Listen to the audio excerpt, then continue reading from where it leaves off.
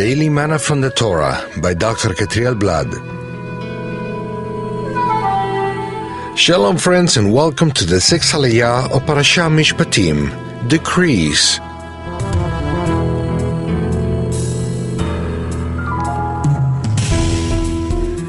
This sixth Aliyah is found in Exodus 23 from verse 20 to 25. Today's reading will be in verses 24 and 25. They read as follow: "You shall not bow down to their gods, nor serve them, nor do as they do, but you shall utterly overthrow them and break their pillars in pieces. You shall serve the Lord your God, and he will bless your bread and your water, and I will take sickness away from among you." What are the consequences of pure worship?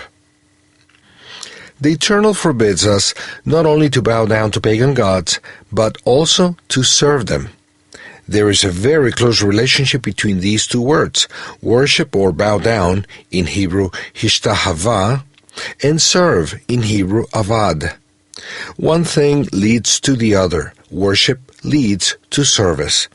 Nevertheless, it's impossible to serve pagan gods without bowing down to them.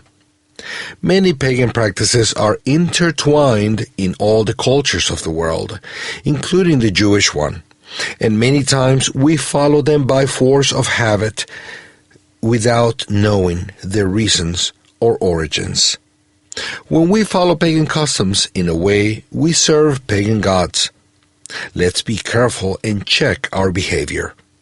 Now, even if a person doesn't worship or serve pagan gods, he or she could be doing things that idolaters do. That's why the Torah also warns the people from imitating the idolaters' actions, even if they are nice or beautiful. Here we can mention many different customs: music styles, apparel, celebrations, way of speaking, cooking, etc. But this is out of the scope of this message. What we are indeed going to stress is the great promise made by the Eternal to all those who reject pagan gods and idolaters' customs to serve only Him. If one turns from all forms of idolatry and takes away from his daily practices and festivals all kinds of pagan traditions, and turns his heart to serve the Eternal in all areas of his or her life, then he will experience a special blessing over his food and drink. The one who devotes all of the areas of his or her life to serve the Eternal exclusively will not suffer from hunger, as it's written in Psalms 37:25. "I was young, and now I am old, yet I have never seen the righteous forsaken, or their children begging bread." Even more, not only food and drink will be blessed when a person lives serving the Eternal, fulfilling His commandments, but also no harmful thing in food or drink will have effect on him, her, as it does in the idolaters.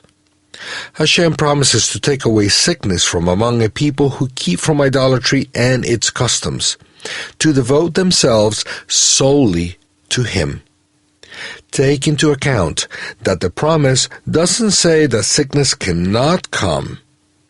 The promise says that sickness will be taken away.